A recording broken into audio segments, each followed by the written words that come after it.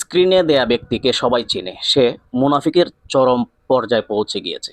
সুন্নি জনতার ইমোশন নিয়ে সে খেলা করে সুন্নি জনতাকে সে ধোঁকা দিয়েছে।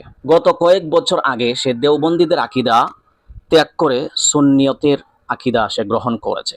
এমতো অবস্থায় অতি সহজে সুন্নি জনতা তাকে আপন করে নিয়েছে। সুন্নিয়তের অনেক মাহফিলে, বড় বড় কনফারেন্সে তাকে দাওয়াত দেওয়া হয়েছে।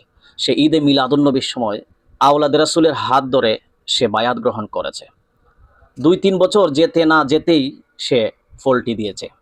সে সুন্নিয়ত থেকে বের হয়ে সে আবার দেওবন্দীদের আকীদা গ্রহণ করেছে এবং মুস্তাকুন নবী সাহেবের কাছে গিয়ে সে তাওবা করেছে এবং প্রকাশ্যে সে বলেছে সুন্নিরা বেদাতি, মাজার পূজারি, ভণ্ড, প্রতারক, এদের কাছে গিয়ে সে ধোঁকা খেয়েছে। সে আবার সুন্নিয়তের আকীদা থেকে বের হয়ে সে দেওবন্দীদের আকীদা গ্রহণ করেছে এবং বাকি জীবন সে দেওবন্দীদের আকীদার ছায়াতলে থেকে জীবন কাটাতে চায়, এই বলে সে প্রতিজ্ঞা করেছে।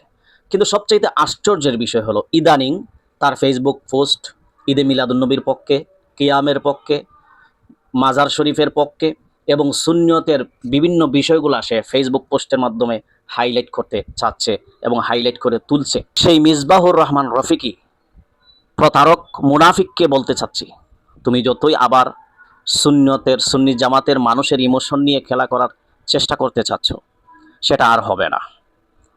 তুমি ইদানিং আবার মিলাদ কিয়ামের পক্ষে, ঈদে মিলাদুন্নবীর পক্ষে যতই ফেসবুক পোস্ট করো না কেন, তোমাকে সুন্নি জনতা ডাস্টবিনের ময়লা হিসেবে ছুঁড়ে ফেলে দিয়েছে এবং আমি সুন্নি জনতাকে সতর্ক করছি, তার ধোঁকায় কেউ পড়বেন না। সে আসলেই মুনাফিক এবং প্রতারক, মিথ্যাবাদী, মূর্খ, জাহেল, চরিত্রহীন, লম্পট। তার ধোঁকায় কেউ পড়বেন না। এই মিসবাহুর রহমান রফিকি সম্পর্কে অনেক তথ্য আমরা সংগ্রহ করেছি।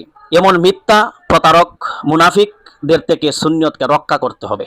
আমরা এত সহজেই আবেগের বশীভূত হয়ে কাউকে এত সহজে আপন করে নিব না, ইনশাআল্লাহ।